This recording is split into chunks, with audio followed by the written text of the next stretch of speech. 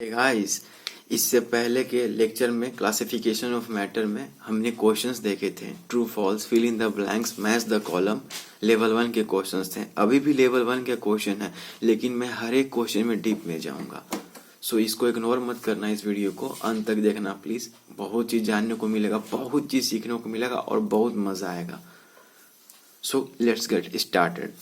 Which of the following metal is use to galvanize iron sheets? JEE Main में भी ये question पूछा हुआ है, आपको यकीन नहीं होगा। क्लास 12 में जो जेई मेन आप देते हो एनआईटी में एडमिशन के लिए, इसमें भी ये क्वेश्चन पूछा होता है। इसमें क्या होगा? जिंक होगा। जिंक का यूज करते हैं गैल्वेनाइजेशन के लिए। आयरन शीट्स जो होते हैं, आप इस साइकिल से स्कूल जाते हो, आपके साइकिल का जो हैंडल है उस पर भी गैल्वेनाइजेशन किया हुआ है। आयरन के ऊपर जिंक का कोटिंग किया रहता है, सिल्वर का भी किया रहता है, ऐसा जरूरी नहीं है, लेकिन अधिकतर बार जिंक का यूज करते हैं। ऐसा क्यों है? ताकि कोरोजन से बचाया जा सके। अगर आयरन को ऐसे ही इन्वायरमेंट में रखा जाए आयरन को, तो वाटर प्लस ऑक्सीजन के कांटेक्ट में हो जाएगा और ये जल्दी जंग लग जाएगी आयरन में। इसी के लिए ऊपर जिंक का कोटिंग करते हैं, जिंक का कोटिंग करते हैं, जिंक का। अब ऑप्शन में कॉपर भी तो दिया हुआ है, फिर आप कॉपर क्यों नहीं ले रहे हो? कॉपर को भी तो लेना चाहिए। अच्छा सवाल है। कॉपर को इसलिए नहीं ले रहे हैं क्योंकि रिएक्टिविटी सीरीज आपको याद है, पोटेशियम सबसे ज्यादा रिएक्टिव होता है, फिर नीचे लिस्ट जाते रहता है, तो फिर जिंक आता है। जिंक सबसे ज्यादा रिएक्टिव है, उससे कम रिएक्टिव आयरन है, और आयरन से भी कम रिएक्टिव कौन है? कॉपर है। रिएक्टिविटी में रिएक्टिविटी रिएक्टिविटी जिंक सबसे ज्यादा रिएक्टिव है। अगर आपको रिएक्टिविटी सीरीज याद हो, नहीं हो तो आप प्लीज जाकर देखना। जिंक ज्यादा रिएक्टिव है आयरन से, और आयरन ज्यादा रिएक्टिव है कॉपर से। तो अगर हमने कॉपर का परत चढ़ा दिया आयरन के ऊपर, गैल्वेनाइज कर दिया कॉपर से, सो सिंस कॉपर कम रिएक्टिव है, तो जो भी वाटर या ऑक्सीजन का जो रिएक्शन होगा कॉपर के साथ, वो कॉपर क्या करेगी? कॉपर सिंस कम रिएक्टिव आयरन से, तो वो सबसे ज्यादा पहले जाके आयरन से रिएक्ट कर जाएगी, जो कि हम नहीं चाहते हैं। क्योंकि आयरन से रिएक्ट कर जाएगा वाटर, ऑक्सीजन या कोई भी चीज, तो जंग लग जाएगा, वो कमजोर हो जाएगा, फिर वो चीज ज्यादा दिन तक टिक नहीं पाएगा। वहीं अगर हम जिंक से गैल्वेनाइजेशन करवा देते हैं आयरन का, तो क्या होता है कि जिंक जो है वो बलि का बकरा बन जाता है। जिंक अगर ऊपर में रहेगा, सो सिंस जिंक ज्यादा रिएक्टिव है, तो ये आयरन को रिएक्ट नहीं होने देगा। आयरन को वाटर या ऑक्सीजन से रिएक्ट नहीं होने देगा जिंक, क्योंकि आयरन तो नीचे है, ऊपर जिंक का परत है, तो जिंक खुद रिएक्ट हो जाएगा किसी से। जिंक खुद रिएक्ट हो जाएगा वाटर, ऑक्सीजन या किसी और इन्वायरमेंट पर डिपेंड करता है कि सराउंडिंग में कोई अदर केमिकल्स तो नहीं ना है, कोई अदर गैसेस तो नहीं ना है। जिंक, क्योंकि खुद जिंक ज्यादा रिएक्टिव है आयरन से, तो जिंक क्या करेगा? आयरन को बचा लेगा नीचे और अपने खुद रिएक्ट कर जाएगा और आयरन को बचा लेगा, यानी बलि का बकरा बनेगा। बलि का बकरा नहीं कह सकते हो सैक्रिफाइस हो जाएगा, बलिदान हो जाएगा। इसीलिए हम लोग जिंक, अगर यहाँ कॉपर का रहेगा तो कॉपर तो खुद कम रिएक्टिव है, तो जो भी केमिकल इन्वायरमेंट में है या सब्सटेंसेस है या वाटर या ऑक्सीजन है, वो कॉपर से तो बहुत कम रिएक्ट होगा, वो जाके जो कॉपर के ऊपर जो आयरन रहेगा उसे जाके रिएक्ट कर जाएगा। इसलिए कॉपर से हम लोग कोटिंग नहीं करते हैं, जिंक से कोटिंग करते हैं आयरन शीट्स को। इसी को गैल्वेनाइजेशन बोलते हैं इस प्रोसेस को। अब आपका आगे क्वेश्चन होगा, फिर जिंक का ये आपको कैसे पता चला कि जिंक का रिएक्टिविटी ज्यादा है आयरन से और आयरन का रिएक्टिविटी ज्यादा है कॉपर से? बहुत अच्छा सवाल। देखो, मैं चाहता हूं ना, क्वेश्चन तो बहुत सारे बन सकते हैं, लेकिन आप डीप में जाओ। आप जेई के लिए पढ़ो, सिर्फ जेई के लिए नहीं। आप ये मत सोचो कि ये चैप्टर है, ये लाइफ है, ये आप लाइफ के लिए पढ़ रहे हो। आप इंडिया के आप फ्यूचर टेक्नोक्रेट हो इंडिया के, one of the best brain होने वाले हो आप इंडिया के। आप रिसर्च में जाओगे। आप, मैं ये नहीं चाहता हूँ कि आईआईटी जेई तक आप लक्ष्य बनाओ, आप आगे भी खोज के लिए जाओ, रिसर्च में जाओ, नॉलेज क्रिएटर बनो। तो हम इस पर आते हैं, फिर जिंक क्यों ज्यादा रिएक्टिव है आयरन से? तो आपको पता है ना, जिंक का एटॉमिक नंबर कितना है? 30 है। मैं जानता हूँ क्लास 8 के लिए थोड़ा सा इतना डीप जाना उतना नहीं है, लेकिन बच्चों में ज्यादा पॉसिबिलिटी होती है। बच्चों का हृदय कोमल होता है, जिस तरह एक शीशा है जो साफ होता है। जैसे जैसे तुम बढ़ोगे तुमको रोबोट बना दिया जाएगा। मैं चाहता हूं तुम रोबोट मत बनो, तुम थिंकिंग क्रिएचर बनो। सोचो और सोचो। जिंक का एटॉमिक नंबर 30 होता है, और अगर मैं लिखूं इसका इलेक्ट्रॉनिक कॉन्फ़िगरेशन तो 1:2 2:2 3:2 3p 1:2 2:2 2p6 3:2 3p6 3d10 4:2 3d10 4:2।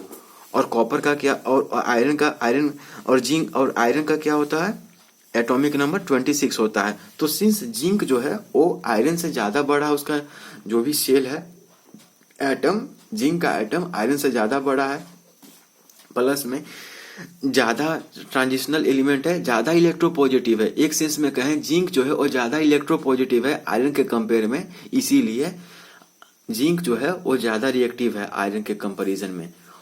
और कॉपर क्या है, कॉपर का वही रहेगा, कॉपर का इलेक्ट्रॉनिक कॉन्फ़िगरेशन 3d10 4s1 रहेगा। फिर कॉपर कम रिएक्टिव क्यों है जिंक से, क्योंकि जो वैलेंस इलेक्ट्रॉन खोने की क्षमता जिंक के पास है वो ज्यादा है। तो जितना जल्दी इलेक्ट्रॉन लूज करेगा उतना ज्यादा कोई रिएक्शन में पार्टिसिपेट करता है कोई एलिमेंट, इसलिए जिंक कॉपर से ज्यादा रिएक्टिव है। ये होता है। दरअसल कॉपर का जो इलेक्ट्रॉनिक कॉन्फ़िगरेशन है ना वो दरअसल एक्सेप्शन है। अब आगे मैं बताऊंगा ना कि हाफ फील्ड ऑर्बिट और फुल फील्ड ऑर्बिट ज्यादा स्टेबल होते हैं, तो थोड़ा सा ज्यादा हो जाएगा 8 क्लास के लिए। बट आप चाहो तो आप आगे पढ़ो और खोजो और सोचो, आपकी कोई लिमिट नहीं है, प्लीज लिमिट मत करना खुद को। अब मैं बता दिया। अब ये पूछोगे, फिर आगे और सवाल पूछ सकते हो, फिर जिंक का एटॉमिक नंबर 30 ही क्यों है, ये हो सकता है सवाल। कॉपर का एटॉमिक नंबर 29 ही क्यों है, आयरन का एटॉमिक नंबर 26 ही क्यों है। तो इसका जवाब तो शायद साइंस के पास भी नहीं है मेरे ख्याल से, जहां तक मैं जानता हूँ, क्योंकि 30 है तो 30 है ऐसा बोल देगा साइंस। मुझे नहीं पता 30 क्यों है, लेकिन एक इम्पॉसिबल सा है, लेकिन फिर भी क्वेश्चन गलत नहीं है, मैं नहीं कहूंगा, आप खोजो इसके बारे में। ये हो गया जिंक आयरन कॉपर। क्यों जिंक को हिलेंगे, कॉपर को क्यों हिलेंगे। मैं जानता हूँ 6 मिनट हो गया, लेकिन विश्वास करो ये 6 मिनट बर्बाद नहीं गए होंगे, काफी कुछ सीखा होगा इससे। वैसे भी कोरोजन के लिए, जंग को इंग्लिश में बोलते हैं कोरोजन के लिए 2 मेन चीज चाहिए, एक ऑक्सीजन दूसरा water, moisture plus water, moisture plus oxygen, बहुत है, ये 2 चीज होंगे तभी कोरोजन होंगे। सेकंड क्वेश्चन नंबर पे आते हैं। लेवल 1 का क्वेश्चन है, लेकिन मैं आपको डीप में ले जा रहा हूँ, क्योंकि आप स्कूल के लिए नहीं, आप बोर्ड के लिए नहीं, आप इंडिया के future one of the best brain होने वाले हो, ग्रेट टैलेंट होने चलो, जो नॉलेज क्रिएटर होगा, ना कि नॉलेज कंज्यूमर होगा, नॉलेज क्रिएटर बनना है आपको। 17 question number, dash is used for making photographic films. आपने देखा है ना फोटोग्राफिक रील्स, जो रील होता है काला काला जिस पर फोटो इमेज अति होता है, स्टूडियो में आपने देखा होगा शायद, या घर पर भी आपके पास रील होगा, काला काला लंबा सा रील होता है, वही फोटोग्राफिक फिल्म होता है। तो उसमें किस मेटल का, किसका यूज किया जाता है, तो आपको बता दूं AgCl का मेनली यूज किया जाता है, यानी सिल्वर क्लोराइड का मेनली क्या होता है, यूज किया जाता है किसमें, AgCl, सिल्वर क्लोराइड का मेनली यूज किया जाता है। इनफैक्ट हैलाइड का, सिल्वर का कोई भी हैलाइड का इसमें यूज होगा, यानी AgCl, AgBr भी हो सकता है, और AgI, ये क्या है, हैलाइड है। पीरियडिक टेबल में कुछ एलिमेंट 3 4 5 ऐसे एलिमेंट्स हैं जिनको हम हैलाइड कहते हैं, फ्लोरीन, क्लोरीन, ब्रोमीन, आयोडीन, ये प्रमुख हैलाइड्स हैं 4, एक या 2 और होंगे मेरे ख्याल से, या इतना ही है, फ्लोरीन, क्लोरीन, ब्रोमीन, आयोडीन। तो सिल्वर का कोई भी हैलाइड होगा वो इसका यूज किया जाता है फोटोग्राफी फिल्म में, लेकिन मेनली AgCl का यूज करते हैं। अब AgCl का फोटोग्राफी फिल्म क्यों यूज करते हैं, होता क्या है, मैं रिएक्शन बता ही देता हूँ यहाँ पर। होता क्या है, आखिर फोटोग्राफी फिल्म में यूज तो करते हैं तो पता चल गया, लेकिन सिंस साइंस के स्टूडेंट हो पता तो करना होगा ना, होता क्या है। और इसको लिख लेना, मैंने पिछला वाला जो दिया था एक्सप्लेनेशन गैल्वेनाइजेशन का, देखो उसका यही है explanation. Galvanization is a method of rust prevention. The iron और steel object is coated in a thin layer of zinc. This stops oxygen and water reaching the metal underneath, but the zinc also act as a This stop oxygen and water reaching the metal underneath, but the zinc also act as a sacrificial metal. Zinc is more reactive than iron, so it oxidizes in preference to the iron object. अब हम आते हैं AgCl के बारे में।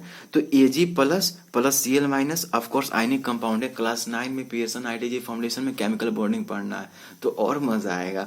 तो AgCl plus light energy, जैसे इसको धूप में रखोगे लाइट एनर्जी दोगे AgCl को, तो क्या होता है, Cl माइनस के पास एक एक्स्ट्रा इलेक्ट्रॉन है, एक्स्ट्रा यानी कि Cl माइनस, तो Cl माइनस का जो इलेक्ट्रॉन है वो निकल जाता है, कहने का मतलब इजेक्ट हो जाता है। क्या बनता है, जब भी Ag plus plus Cl minus plus light energy होगा तो क्या देगा, Ag प्लस प्लस Cl और प्लस एक इलेक्ट्रॉन देगा। देख रहे हो, क्लोरीन का एक इलेक्ट्रॉन इजेक्ट हो गया और क्लोरीन से एक इलेक्ट्रॉन इजेक्ट हुआ तो Cl माइनस ही है, Cl बन गया, और Ag प्लस तो Ag प्लस ही है।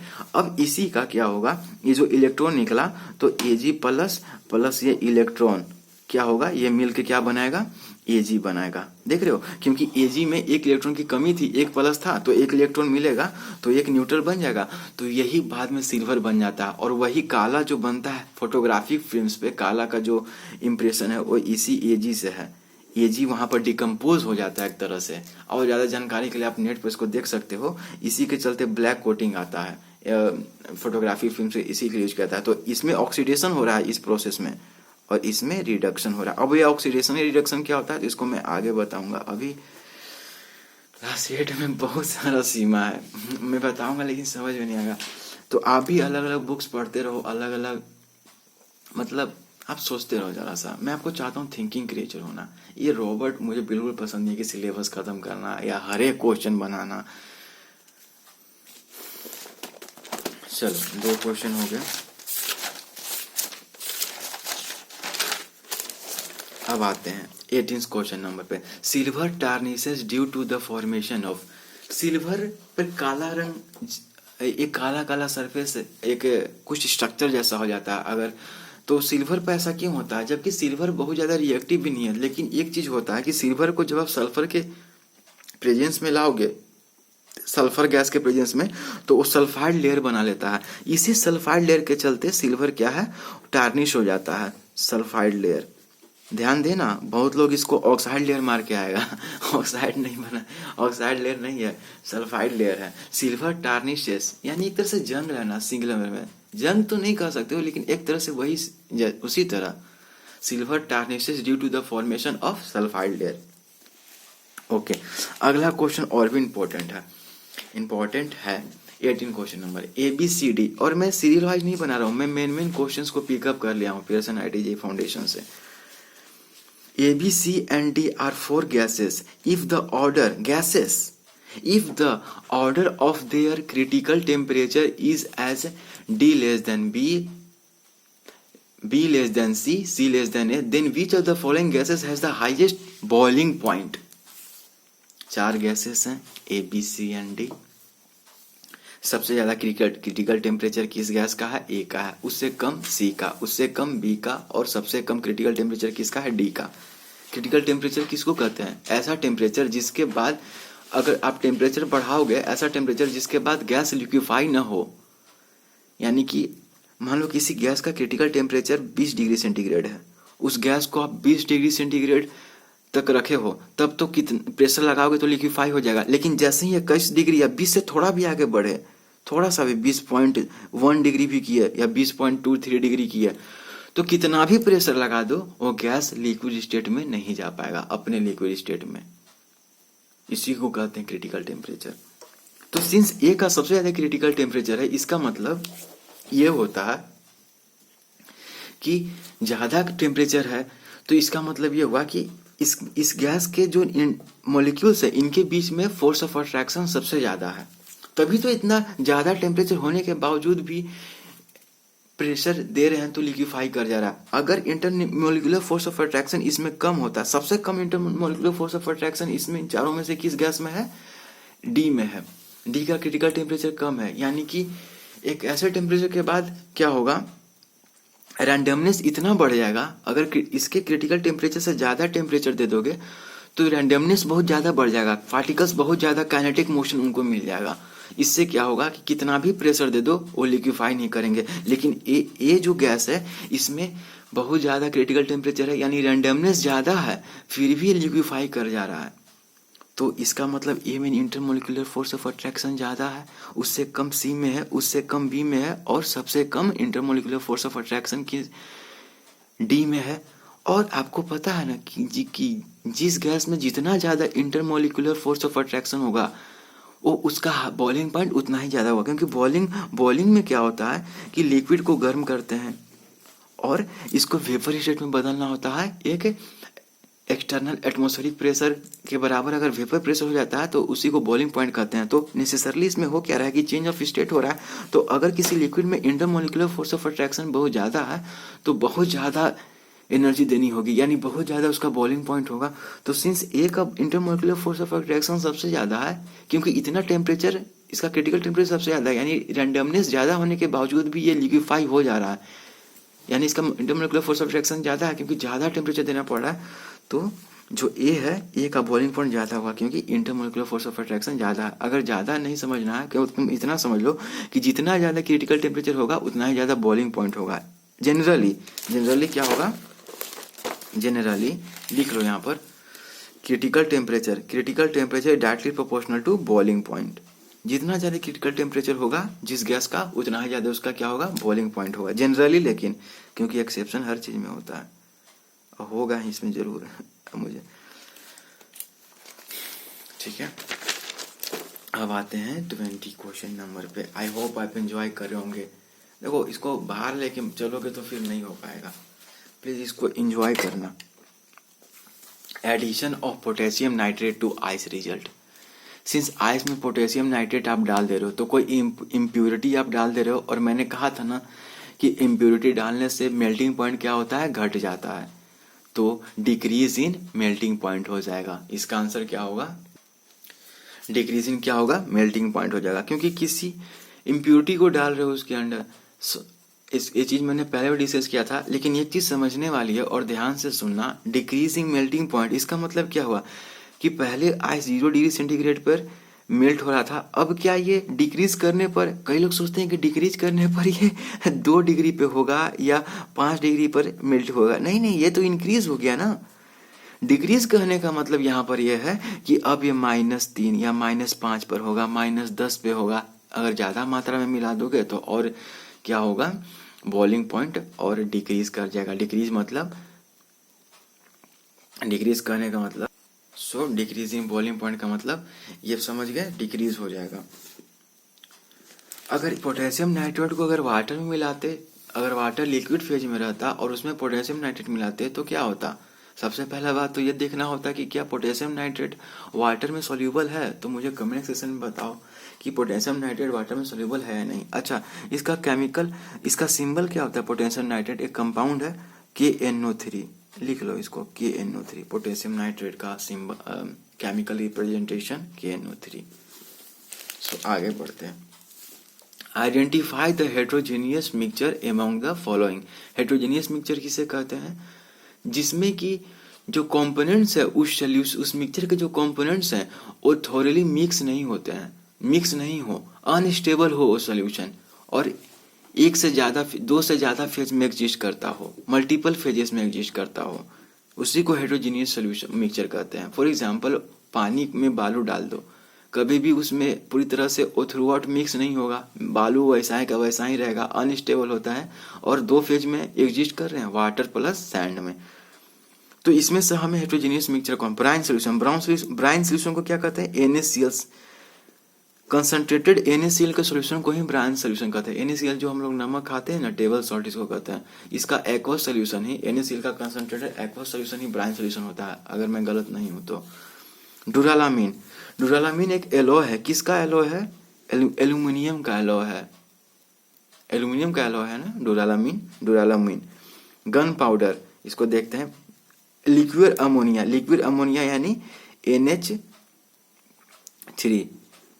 तो लिक्विड अमोनिया एक होमोजीनियस है, NH3 एक्वस, लिक्विड अमोनिया एक होमोजीनियस मिक्सचर है। यहाँ पर हेट्रोजीनियस केवल गन पाउडर है, क्योंकि गन पाउडर में कौन कौन से कंपोनेंट पाए जाते हैं। गन पाउडर एक सॉलिड हेट्रोजीनियस मिक्सचर का एग्जांपल है, क्योंकि गन पाउडर में बहुत सारे कंपोनेंट पाए जाते हैं, फास्फोरस और कुछ और भी ऐसे। गन पाउडर मुझे बताओ कमेंट सेक्शन में कि कौन कौन से सॉलिड कंपोनेंट्स पाए जाते हैं, प्लीज कमेंट करके बताना कि गन पाउडर में कौन कौन से सॉलिड कंपोनेंट्स पाए जाते हैं। जो भी पाए जाते हैं वे आपस में घुलते नहीं है, पूरी तरह से अच्छी नहीं होते, मिक्स नहीं होते, वो अनस्टेबल होते हैं, और कई फेजेस में, उसमें कई फेज होता है। तो तो इसीलिए गन पाउडर हमारा क्या हो जाएगा, यही इन चारों में केवल यही है जो हेट्रोजीनियस मिक्सचर में है, क्योंकि NaCl का जो एक्वा सोल्यूशन है वो तो होमोजीनियस सोल्यूशन होगा। क्या पानी में नमक पूरी तरह नहीं घुलता है क्या, घुल जाता है। और ड्यूरालमीन भी होमोजीनियस है, क्योंकि एलॉय का डिफिनेशन ही होता है कि homogeneous homogeneous mixture of more than 2 elements और कंपाउंड इज कॉल्ड एलॉय। और लिक्विड अमोनिया भी होमोजीनियस होता है। सो ये रहा। अब सिंस वीडियो ज़्यादा लंबा हो रहा है तो आगे हम लोग इसको देखते हैं। आई होप वीडियो आपको अच्छा लगा तो लाइक करो, शेयर करो, चैनल पर विजिट करो, सब्सक्राइब करो। अच्छा लगा चैनल तो बहुत सारे प्लेलिस्ट बना दिए गए हैं फिजिक्स के, मैथ्स के, जाके देखो पीटसन IIT फाउंडेशन का। And thank you so much for watching this. Have a great day ahead.